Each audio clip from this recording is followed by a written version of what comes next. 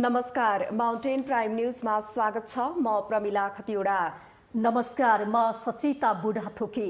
सुरुमा अहिलेसम्मका मुख्य समाचार।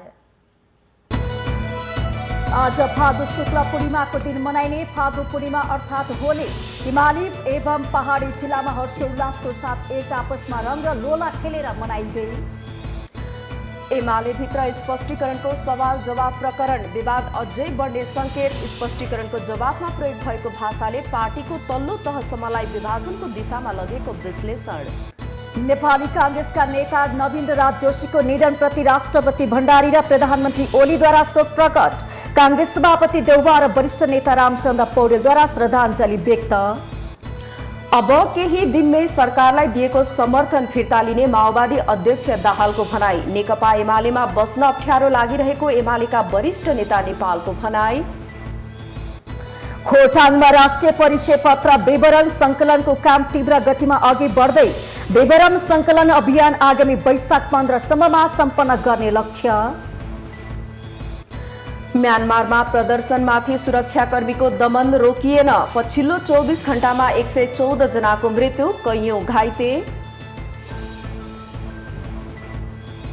र बंगलादेशसँग बराबरी खेल्दै नेपाल 3 नेशन्स कप अन्तर्राष्ट्रिय फुटबल प्रतियोगिताको फाइनलमा प्रवेश। फाइनल खेल आगामी सोमबार हुने।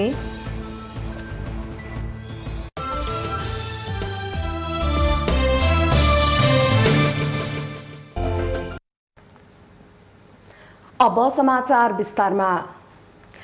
फागुन शुक्ल पूर्णिमाका दिन मनाइने फागु पूर्णिमा अर्थात् होली पर्व आज हिमाली एवं पहाडी जिल्लामा हर्षोल्लासका साथ एक आपसमा रङ दलेर मनाइँदैछ। वसन्त ऋतुको आगमनसँगै आपसी मेलमिलाप र सद्भावनाको सन्देश लिई आउने फागु पर्व आज परम्परागत रूपमा विभिन्न रङ र लोला खेली मनाउने प्राचीन परम्परा छ। त्रेतायुगमा दैत्यराज हिरण्यकश्यपुले विष्णुभक्त आफ्ना पुत्र प्रहलादलाई मार्ने उद्देश्यले ब्रह्माबाट आगोले छुन नसक्ने वरदान पाएकी आफ्नी बहिनी होलिकालाई प्रहलादका साथ दन्किरहेको आगोमा पस्न लगाउँदा होलिका आफै भस्म भएकी, तर भक्त प्रहलादलाई आगोले छुन नसकेको कथा यो पर्वसँग जोडिएको छ।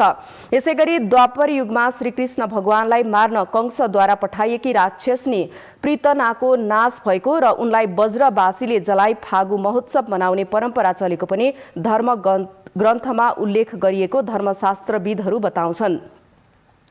यस पर्वका अवसरमा आज काठमाडौँको बसन्तपुरमा उपस्थित मानिसले वातावरणलाई नै रङ्गी चङ्गी तुल्याउँदै त्यहाँ गाडिएको चिरलाई विधिपूर्वक ढाली बाजा गाजाका साथ टुडी खेलमा लगी जलाउँछन्।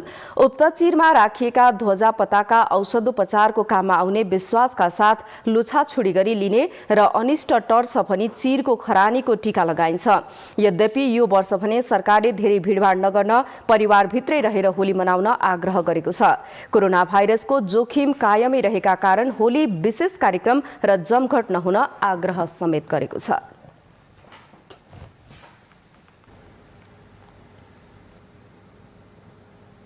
सत्तारूढ नेकपा एमालेमा चलिरहेको स्पष्टीकरण प्रकरणले यति बेला सो दलको आन्तरिक राजनीति रन्किएको छ।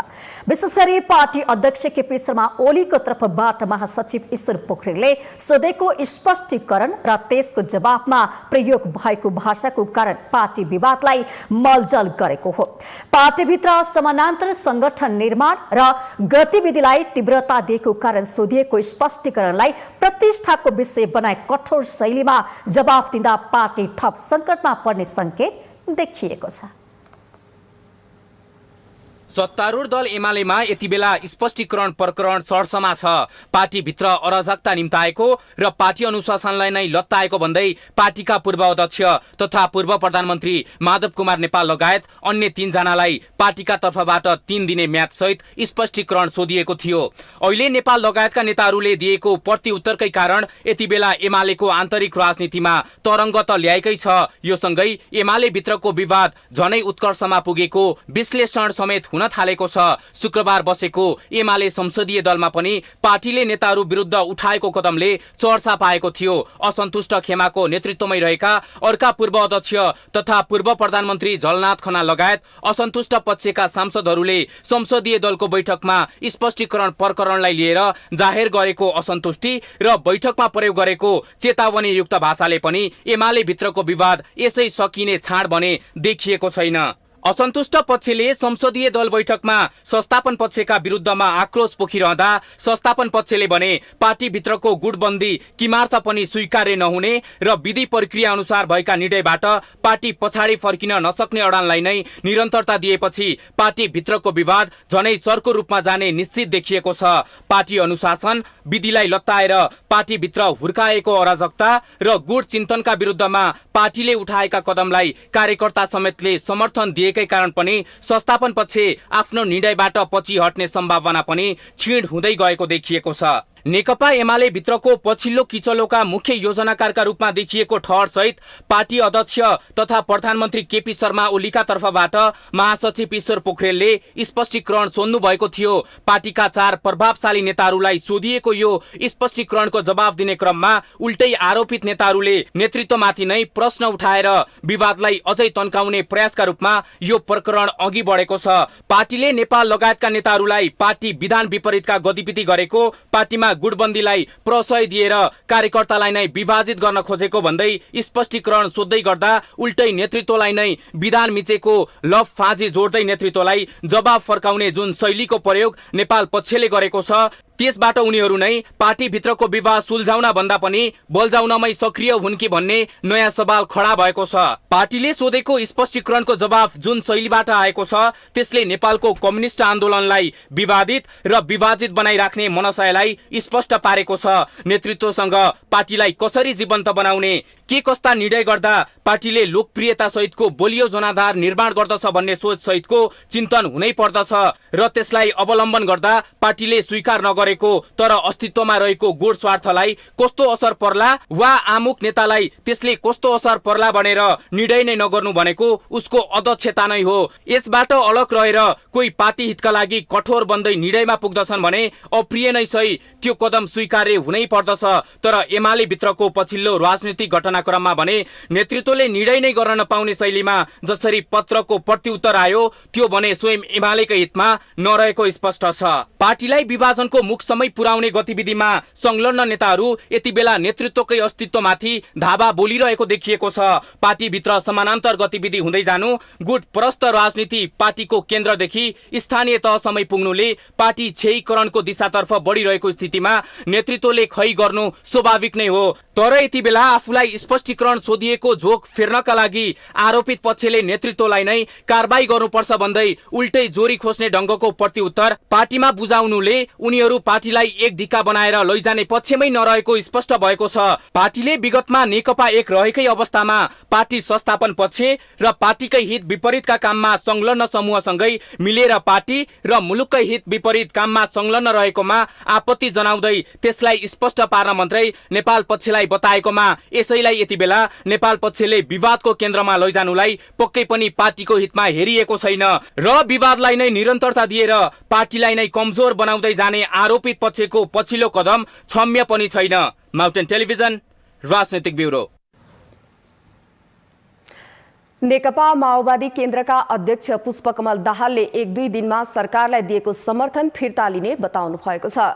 बृहत नागरिक आन्दोलनले शनिबार काठमाडौँमा आयोजना गरेको अन्तर्क्रिया कार्यक्रममा बोल्दै अध्यक्ष प्रचण्डले नैतिक र राजनीतिक ढङ्गले सरकारलाई दिएको समर्थन फिर्ता लिन धेरै दिन पर्खिन नसक्ने बताउनुभयो। तर अहिलेको राजनीतिक सङ्कटको निकासका लागि संसद विघटनपछि सडकमा भएका दलहरूबीच न्यूनतम सहमति होस् र सरकारलाई दिएको समर्थन फिर्ता र अविश्वासको प्रस्ताव दर्ता एकैपटक होस् भनेर नै अहिलेसम्म दारा किटेर समर्थन कायम राखेको बताउनुभयो। मेरो कोसिस के हो त भने कमसे कम यो परिवर्तित परिस्थितिमा प्रमुख राजनीतिक दलहरू जसले प्रधानमन्त्रीको कदमलाई असंवैधानिक र अलोकतान्त्रिक भनेर सडकमा गयौं ती राजनीतिक दलहरूको बीचमा अबको निकासबारे एउटा न्यूनतम सहमति र समझदारी होस् अविश्वासको प्रस्ताव दर्ता गर्ने र समर्थन फिर्ता सँगसँगै होस् भन्नको निम्ति मात्रै मैले दारा किटेर समर्थनलाई 1-2 दिन रोकेको मात्रै हो। योभन्दा बढी केही पनि होइन। मेरो सिधा भाषा यही हो। धन्यवाद। कार्यक्रममा नेकपा एमालेका वरिष्ठ नेता माधव कुमार नेपालले आफूलाई घोक्र्याएर पार्टीमा फर्काइदिएको टिप्पणी गर्नुभएको छ।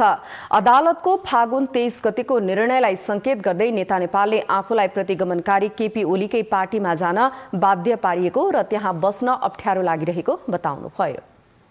संघीयताको रक्षा गर्नका लागि, समावेशितालाई रक्षा गर्नका लागि जसरी तपाईहरुले दुःखका साथ भन्नुपर्छ, अहिलेका हाम्रा पार्टीका अध्यक्ष केपी शर्मा ओलीजीबाट जुन प्रतिगमनकारी कदम चालियो त्यसको विरुद्धमा तपाईहरु संघर्षको मैदानमा हुनुहुन्थ्यो।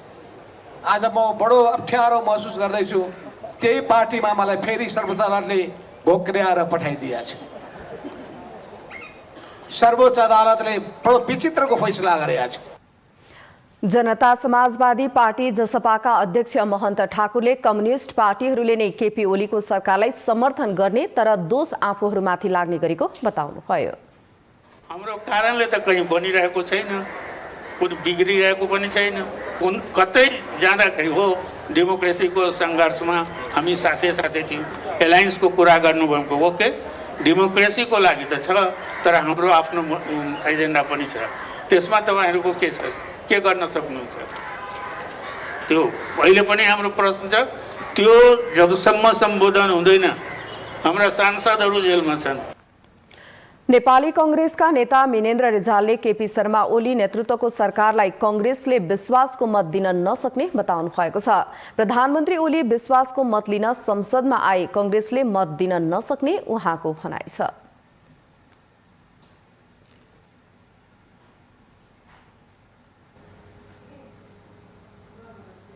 शनिबार कांग्रेस नेता एवं पूर्व मन्त्री नवीन्द्र राज जोशीको अन्त्येष्टि गरिएको छ। शुक्रबार राति नै उपचारको क्रममा मृत्यु भएका वरण गर्नुभएका उहाँको शनिबार अन्त्येष्टि भएको हो। जोशीको निधनले नेपाली राजनैतिक क्षेत्रका एक होनहार व्यक्ति गुमाउनु परेको नेता तथा सर्वसाधारणहरूले बताएका छन्। शनिबार कांग्रेसको केन्द्रीय कार्यालय सानेपामा दिवंगत नेता नवीन्द्र राज जोशीलाई श्रद्धाञ्जली दिनका लागि नेता र सर्वसाधारणहरूको बाक्लो उपस्थिति देखिन्थ्यो। शुक्रबार राति मृत्युवरण गर्नुभएका नेता जोशीलाई श्रद्धाञ्जली दिनका लागि सानेपामा बाक्लो उपस्थिति थियो।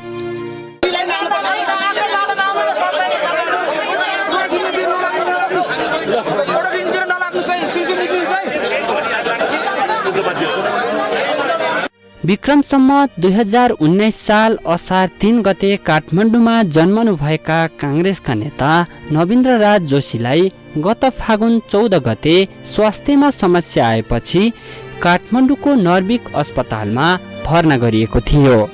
थापाथली स्थित नर्विक अस्पतालमा उपचाररत जोशीको मस्तिष्कघातपछि नर्विक अस्पतालमा शुक्रबार बेलुकी 8:24 निधन भएको थियो। कांग्रेसमा जुझारु नेताको छवि बनाउनु भएका जोशी कसैलाई नचिड्याउने शान्त र भद्र स्वभावका हुनुहुन्थ्यो। 2064 को पहिलो संविधान सभा निर्वाचन कांग्रेसका लागि प्रतिकूल हुँदा पनि उहाँको विजयी हुनुभएको थियो। त्यसपछि 2070 को दोस्रो संविधान सभा निर्वाचनमा पनि उहाँले नै जित्नु भएको थियो। 2074 को चुनावमा काठमाडौँको निर्वाचन क्षेत्र नम्बर 8 मा उहाँले एमालेका उम्मेद्वार जीवराम श्रेष्ठसँग 444 मतले पराजित बेहोर्नु परेको थियो। लोकप्रिय युवा नेता जोशीलाई शीर्ष नेताहरू यसरी सम्झन्छन्। मैले नवीन्द्र जोशीलाई सानो उमेरदेखि चिनेको, उनी सानो उमेर हुँदाखेरिदेखि लिएर नेपाल विद्यार्थी सङ्घको महामन्त्री हुँदादेखि लगायत काठमाडौँ नगर महापालिकाको डेपुटी मेयर हुनुहुन्थ्यो, मेरो गभर्मेन्टमा मन्त्री हुनुहुन्थ्यो। अत्यन्तै योग्य, मेहनती र कहिले नथाक्ने नेताको रूपमा मैले लिएको थिएँ मात्रै होइन, भोलिका दिनमा पनि ठुलो नेता हुनसक्ने, नेपाललाई हाँक्न सक्ने योग्यता भएको व्यक्ति हो। मेरो प्रधानमन्त्रीत्व कालमा एउटा क्याबिनेटमा सँगै बस्ने मौका मिल्यो उहाँसँग। उहाँ आफ्नो कामप्रति असाध्य निष्ठावान, समर्पित, केही गरेर देखाउँ देशको लागि भन्ने एउटा शालीन व्यक्तित्व हुनुहुन्थ्यो। उहाँको निधनले अपूरणीय क्षति भएको मैले महसुस गरेँ। सबैसँग सहकार्य गरेर जान सक्ने त्यस्तो गुण बानी भएका, असल बानी उहाँको यो अगाडिमा लैजाउनु अगाडिसम्म उमेर निधन वास्तवमा हामी सबैको निम्ति अत्यन्तै दुःखद पनि छ। वास्तवमा अहिले पछिल्लो समय यो कोभिड महामारीपछि उहाँले एउटा नमुना नै देखाउनु भएको थियो। उहाँसँग भएको सौम्य प्रवृत्ति, भद्रता, सरलता र आफ्ना दृष्टिकोण र विचारमा निर्भीकतापूर्वक स्पष्ट अडान लिन सक्ने व्यक्तित्वको रूपमा उहाँले नेभी सङ्घको नेता हुँदाखेरि पनि र केन्द्रीय कार्य समिति नेपाली कङ्ग्रेसमा रहँदाखेरि पनि संविधान नेपाली कङ्ग्रेसका नेता, पूर्व मन्त्री, पूर्व सांसद नवीन राज जोशी एउटा निष्ठाको राजनीति गर्ने, लोकतन्त्रप्रति समर्पित, जनताको प्रिय नेता हुनुहुन्थ्यो। उहाँप्रति हार्दिक श्रद्धाञ्जली छ र उहाँका समस्त परिवारजनमा हार्दिक समवेदना छ। कुशल सङ्गठनकर्ता र वक्ताका रूपमा परिचित जोशीका एक छोरी र श्रीमती हुनुहुन्छ। सरल, भलाद्मी र विकास प्रेमी नेता जोशीको अल्पायु उमेरमा भएको निधनले समग्रलाई दुखी बनाएको छ। हाम्रो पनि स्वर्गीय जोशीप्रति हार्दिक श्रद्धा सुमन। माउन्टेन टेलिभिजनका लागि बटुक राजगिरीको रिपोर्ट।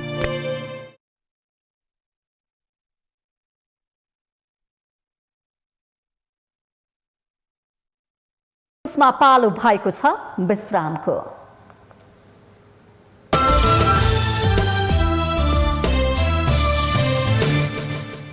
टेलिभिजन विश्रामपछि स्वागत छ। अब बाँकी समाचार। सर्वोच्च अदालतको आदेशसँगै बिउतिएको प्रतिनिधि सभाको बैठक प्रभावकारी रूपमा सञ्चालन हुन सकेको छैन। विधेयक अधिवेशनको नामले चिनिने हिउँदे अधिवेशनमा अहिलेसम्म औपचारिकता पूरा गर्ने काम मात्र भएको छ। लामो कसरतपछि बिउतिएको प्रतिनिधि सभा प्रभावकारी रूपमा सञ्चालन हुन नसक्नुलाई प्रधानमन्त्री र सभामुख बीचको टसलको उपजका रूपमा अर्थ्याउन थालिएको छ। सर्वोच्च अदालतको आदेशसँगै बिउतिएको प्रतिनिधि सभाको बैठक प्रभावकारी रूपमा सञ्चालन हुन सकेको छैन। प्रतिनिधि सभा पुनर्स्थापनापछि हालसम्म जम्मा 5 वटा मात्रै बैठक बस्न सकेका छन्। अहिलेसम्मका 5 वटा बैठक पनि औपचारिकता मात्रै पूरा गर्ने भएका छन्। विधेयक अधिवेशनको नामले चिनिने हिउँदे अधिवेशनमा अहिलेसम्म कुनै पनि विधेयक टेबुल भएका छैनन् भने प्रधानमन्त्री केपी शर्मा ओलीले प्रतिनिधि सभा विघटन गर्दा विचाराधीन अवस्थामा रहेका 36 वटा विधेयकहरू समेत अगाडि बढ्न सकेका छैनन्।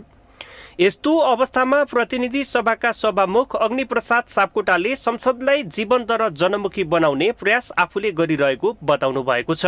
संघीय संसदलाई जीवन्त र जनमुखी बनाउने, चलायमान बनाउने, गतिशील बनाउने र सबै राष्ट्रका गतिविधिहरू जनताको यो सर्वोच्च जनप्रतिनिधि प्रतिनिधि सभाको बैठक प्रभावकारी रूपमा सञ्चालन हुन नसक्नुलाई सरकारले सभामुखमाथि दोष थोपार्दै आएको छ भने सभामुख सापकोटाले सरकारले पर्याप्त बिजनेस नदिएका कारण बैठक प्रभावकारी बन्न नसकेको बताउँदै आउनु भएको छ। नेकपा माओवादीका सांसद एवं पूर्व मन्त्री गिरिराजमणि पोखरेल संसदलाई प्रभावकारी सञ्चालन गर्न सरकारको महत्त्वपूर्ण भूमिका हुने बताउनुहुन्छ। अहिलेको अवस्थामा सरकारले नै संसदलाई पर्याप्त बिजनेस दिन नसकेको उहाँको भनाइ छ। मेरो बुझाइमा पहिलेदेखि नै त्यहाँ चाहिँ प्रतिनिधि सभामा आएका विधेयकहरू छन्, राष्ट्रिय सभाबाट पास भएर आएकाहरू छन्, समितिहरूबाट चाहिँ आएका छन्। मैले हेर्दाखेरि मैले आफूले चलाएको मन्त्रालयको कोणबाट पनि म अभाव देख्दिनँ। अब विभिन्न मन्त्रीहरूले गएर टेबल गर्नुपर्छ प्रक्रियागत ढङ्गले। त्यही कारणले त एकदम सरल कुरा छ कि यो वास्तवमा चाहिँ सरकारले अहिलेको संसदलाई कार्यकारी बनाउनको लागि, जीवन्त बनाउनको लागि सरकारको तर्फबाट पहल प्रयत्न गरिनुपर्छ, एजेन्डा दिनुपर्छ, विषयहरू दिनुपर्दछ। सत्ताधारी दल नेकपा एमालेका मुख्य सचेतक विशाल भट्टराई अबको केही दिनमा नै हिउँदे अधिवेशनको अन्त्य गरी बर्खे अधिवेशन आह्वान गरिने बताउनुहुन्छ। प्रतिनिधि सभा विघटन भएका कारण केही समय ढिलो गरी हिउँदे अधिवेशन आह्वान गरिएकाले अबको केही दिनमा नै बजेट अर्थात् बर्खे अधिवेशन आह्वान गरिने उहाँको भनाइ छ। यसबीचमा केही बैठकहरू भए तर केही समयपछि हामीले बर्खे अधिवेशन बोलाउनु पर्छ वैशाखमै। त्यसो भएको हुनाले चैतको पनि हामी अन्तिमतिर आइसक्यौँ। यो बैठक केही समयपछि अहिलेको चालु संसद बैठक चाहिँ स्थगित हुन्छ र पछिल्लो समय दलहरू बीचको विवादको प्रत्यक्ष असर संसदमा देखिएको छ। सोही विवादका कारण विचाराधीन विधेयकहरू अघि बढ्न सकेका छैनन्। समृद्ध नेपाल सुखी नेपालीको नारा दिएको सरकारले देशमा सुशासन कायम गर्न र विकास निर्माणका काम अगाडि बढाउन जनताको आवाज मुखरित हुने थलो संसदमाथि कदापि व्यवस्था गर्नु हुँदैन। माउन्टेन टेलिभिजनका लागि सरोज बस्याल, काठमाडौँ। नेकपा एमाले भित्रको आन्तरिक किचोलोलाई स्पष्टीकरण प्रकरणले थप पेचिलो बनाएको छ।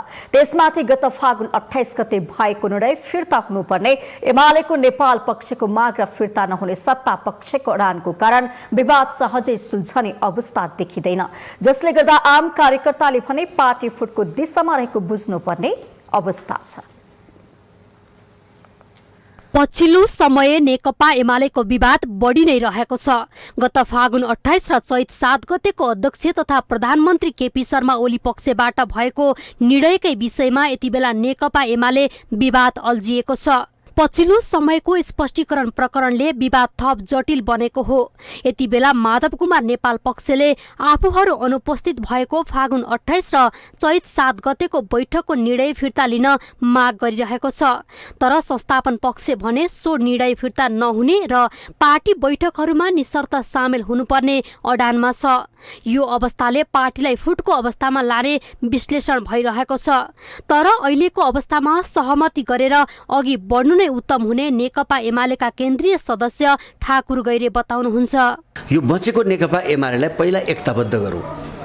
यसमा सबै नेतादेखि कार्यकर्ता सबैको एउटै स्वर, एउटै लय, एउटै ताल, एउटै निर्णय गरौँ। त्यसपछि यो चाहिँ सरकारको निरन्तरता, यो सरकारको सफलता, यो अधिवेशनमा के बिजनेस लाने, के चाहिँ पास गराउने, त्यो सबै कुरा सफल हुन्छ।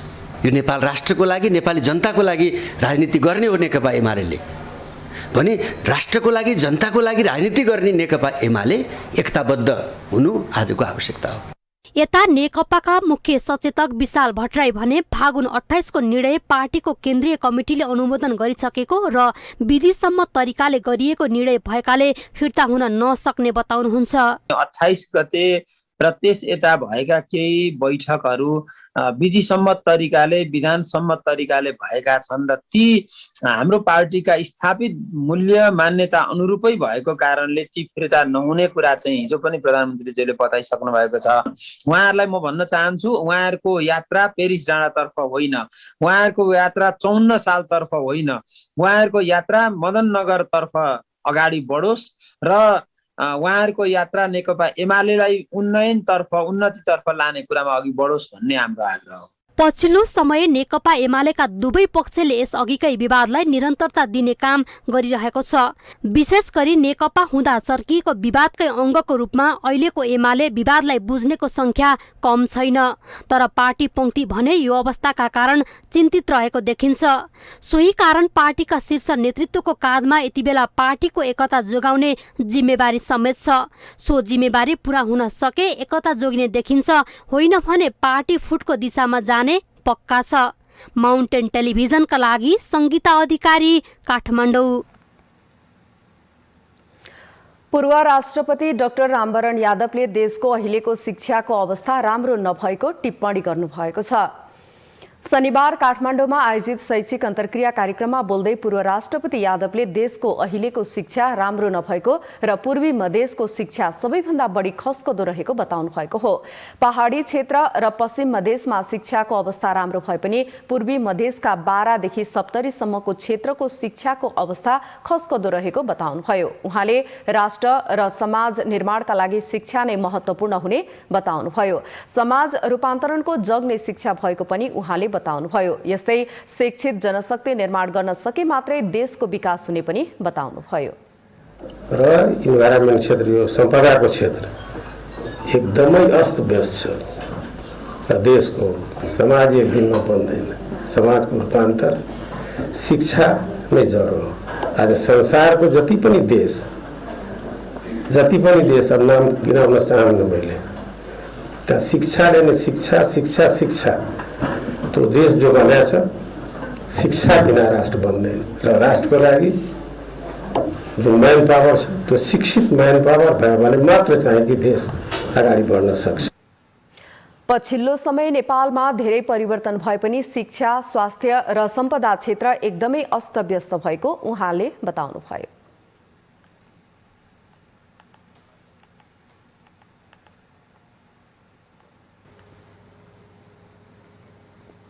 स्वास्थ्य तथा जनसङ्ख्या मन्त्रालयले काठमाडौँ उपत्यकाभित्रको वायु प्रदूषण निकै बढेको भन्दै सावधानी अपनाउन अपिल जारी गरेको छ। मन्त्रालयले अपिल जारी गर्दै घर बाहिर खुला स्थानमा नबस्न, मर्निङ वाक नगर्न, फोहोर नचलाउन र त्यसैगरी नजलाउन, कोरोनाको लागि तोकिएका जनस्वास्थ्यका मापदण्डहरू पालना गर्न आग्रह गरेको छ।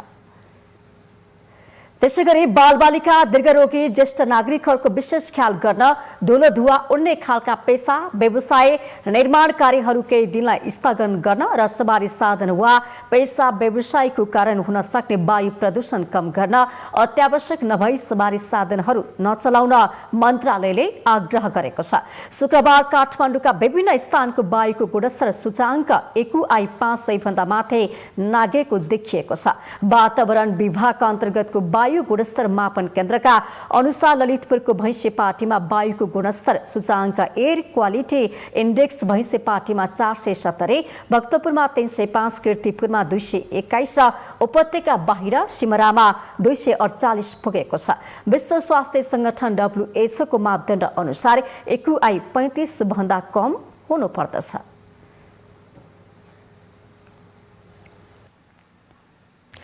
मेलम्चीको पानी आजदेखि वितरण हुने भएको छ। खानेपानी काठमाडौँ उपत्यका खानेपानी लिमिटेडले पुरानै पाइपबाट मेलम्चीको पानी वितरण गर्ने तयारी गरेको हो। यसअघि शुक्रबारदेखि सुन्दरी जलबाट खानेपानी छोडिएको थियो। परीक्षण सफल भएपछि आयोजनाले धारा धारामा पानी पठाउन लागेको हो। आज 10 बजे पानी ट्याङ्कीमा आइपुग्ने र पानी वितरणका लागि खुमलटारको नयाँ ट्याङ्कीको पनि प्रयोग हुने भएको छ। पहिलो चरणमा चक्रपथभित्र र आसपासका झण्डै 2 लाख धाराका उपभोक्ताले मेलम्चीको पानी वितरण गर्ने तयारी छ। हाल पुरानै पाइपलाइनका 1,80,000 धारामा पानी पठाइने र 2 चरणमा गरी 17 करोड लिटर पानी वितरण गरिने योजना रहेको छ।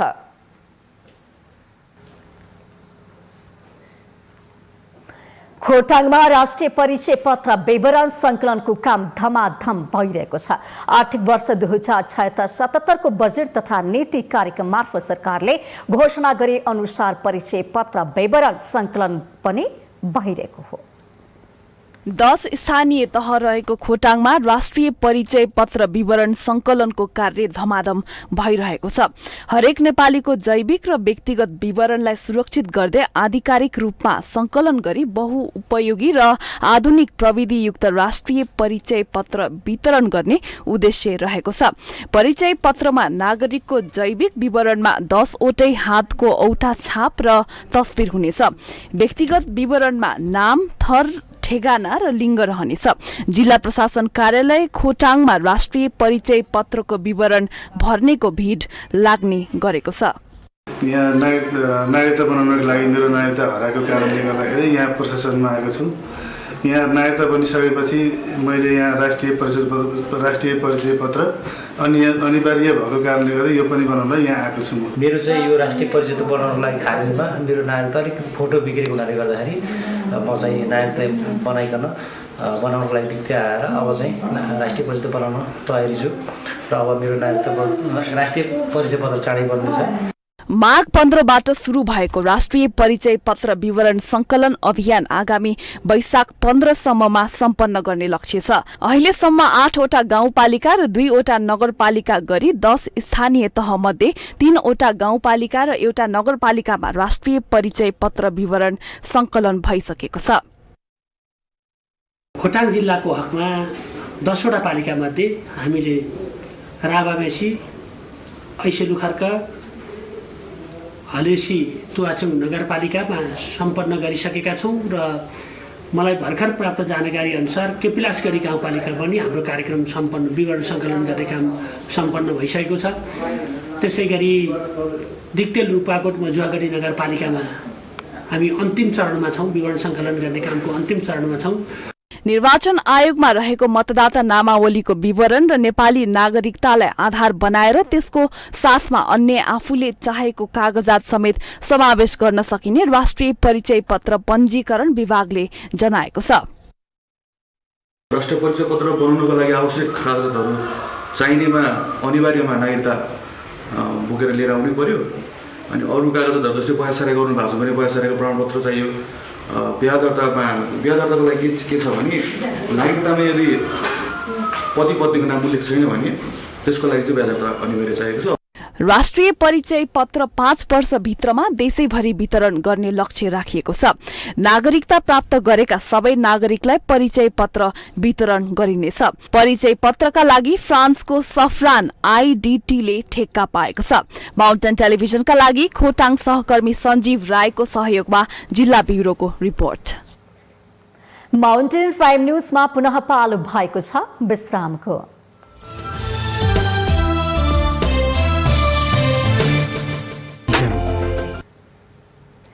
विश्रामपछि स्वागत छ। अब बाँकी समाचार। भारतमा बढ्दै गएको दोस्रो चरणको कोरोना संक्रमणका कारण नेपाली कामदारहरू दार्चुला हुँदै घर फर्कने क्रम बढेको छ। बैतडीको पुर्चौटी हाट, बझाङको बुङ्गल र दार्चुलाका गरी दैनिक सयौंको संख्यामा कामदारहरू दार्चुलाको खलङ्गा नाकाबाट घर फर्कन थालेका छन्। सीमा नाकामा कुनै किसिमको चेक जाँचको व्यवस्था गरिएको छैन भने दैनिक कति कामदार नेपाल भित्रन्छन् भने तथ्याङ्क समेत सरकारी निकायसँग छैन। कामदारहरू कोरोना भाइरसको चेक जाँच नगरी घर फर्कन थालेसँगै नेपालमा कोरोना भाइरसको दोस्रो चरणको संक्रमण फैलिने आशंका बढ्दै गएको छ।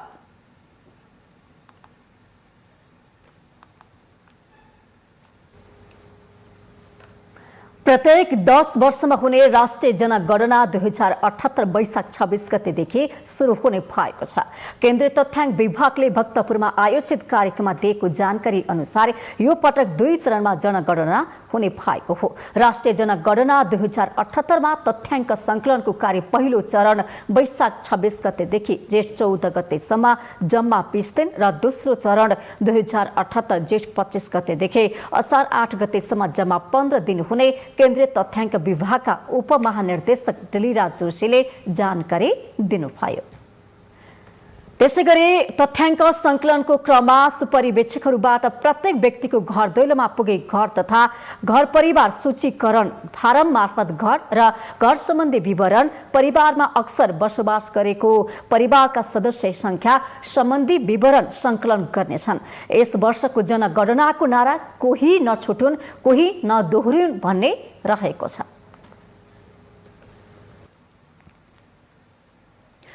भारतका विभिन्न ठाउँमा कोरोना संक्रमितको संख्या बढ्दै गए पनि कपिलवस्तुका खुला सिमानामा स्थानीय प्रशासनले खासै चेक जाँच गरेको पाइएको छैन।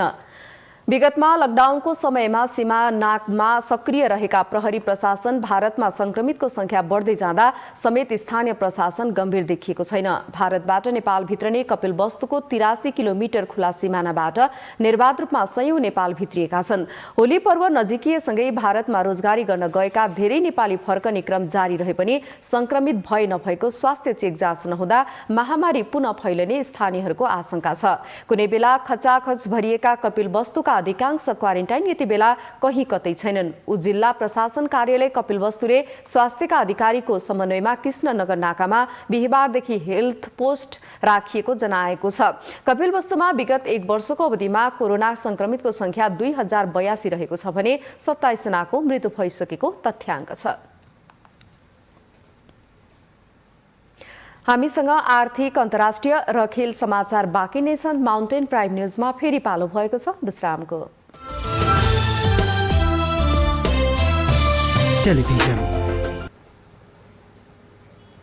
विश्रामपछि स्वागत छ। अब पालो आर्थिक समाचारको। दाङ देवखुरीका कुमाल समुदायको माटोको भाँडा बनाउने पेसा सङ्कटमा परेको छ। पर्याप्त आमदानी नहुनु, आवश्यक कच्चा पदार्थ उपलब्ध नहुनु तथा प्लास्टिकका भाँडा सहजै पाउने अवस्था आएकाले कुमाल जातिको पेसा सङ्कटमा परेको हो। दाङ देवखुरीको गडावा बजार नजिक बसोबास गर्ने कुमाल समुदायका मानिसले वर्षौंदेखि गर्दै आएको माटोका भाँडा बनाउने पेसा संकटमा परेको छ। काँचो माटोलाई आकार दिएर आगोमा पोलेर माटोका भाँडा बनाउने परम्परागत प्रविधिलाई हाल बजारमा आएका प्लास्टिकका भाँडाहरूले विस्थापन नै गर्ने स्थिति आएको छ। माटोका भाँडा उचित मूल्य नआउनु, आवश्यक कच्चा पदार्थ नपाइनु, नयाँ पुस्ता पेसाप्रति आकर्षित नहुनु तथा प्लास्टिकका भाँडा सहजै पाइनुले पेसा संकटमा परेको स्थानीय बताउँछन्। हाम्रो चाहिँ अहिले प्लास्टिक भाँडा आइरहेछ, त्यहाँदेखि हाम्रो चाहिँ अहिले त्यतिकै चल्दैन सर्केर्ने होइन।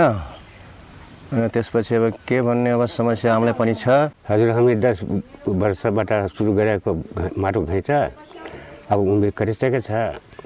अब जाँगर छैन, कहाँसम्म जाने बोक्ने भारी सब सकिन्न। जवानीमा जान्थ्यौँ, डाङ टिल्लामा सब बेच्थ्यौँ। अब जाँगर छैन, घैँटे बिक्री पनि छैन।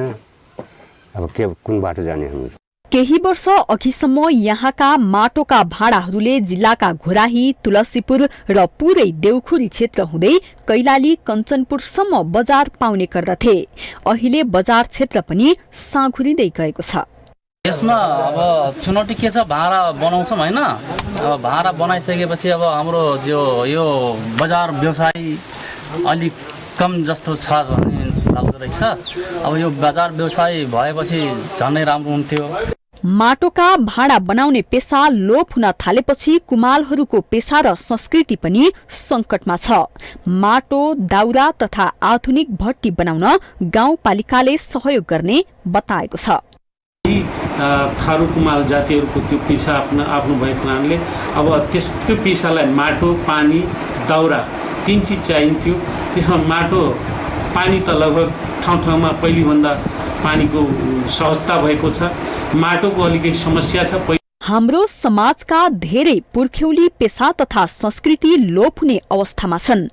पेसामा आधुनिक प्रविधिको प्रयोग र नयाँ पिढीलाई पुर्ख्यौली पेसाप्रति आकर्षण गराउन स्थानीय निकायले पहल गर्नु आवश्यक छ।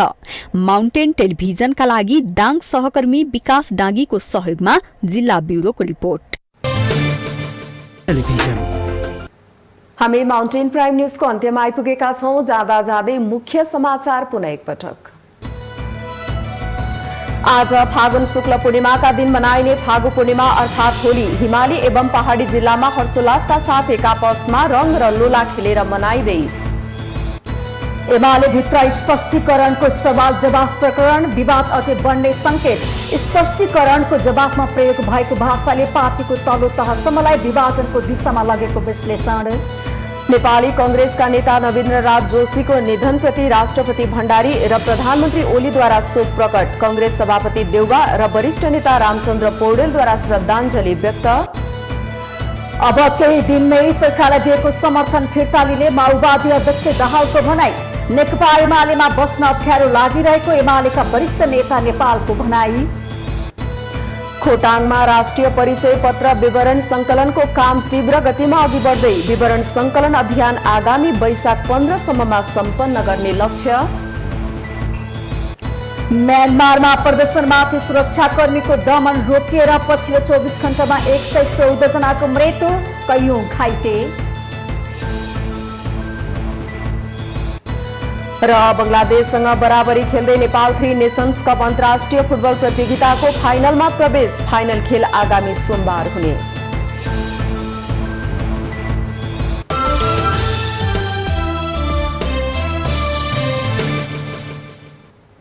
माउन्टेन प्राइम न्यूज शैलीलाई सकियो। सत्य, तथ्य र निष्पक्ष समाचारको लागि हेर्दै रहनुहोला माउन्टेन टेलिभिजन। नमस्कार।